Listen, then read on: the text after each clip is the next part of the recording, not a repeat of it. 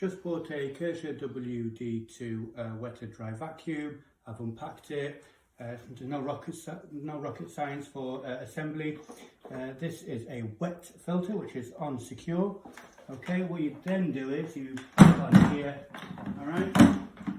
It's got an empty 21 litre container according to the thing. It doesn't look 21 litres though. And then you secure it there. So as you can see, it's secure. Yeah, it's secure. All right, it's plugged in. You can see that my floor is all wet. All right, and I'm going to, after vacuuming for a fact, it worked okay for about 2-3 minutes, and then it malfunctioned. This is an example of what it does.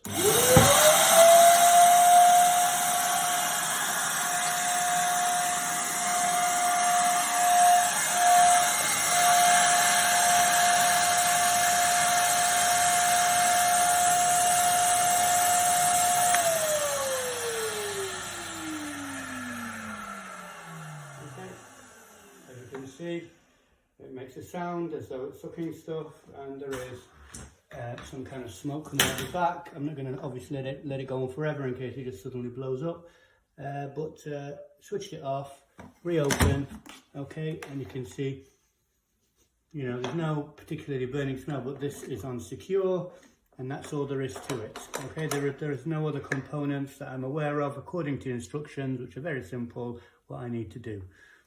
Okay, and there you have it.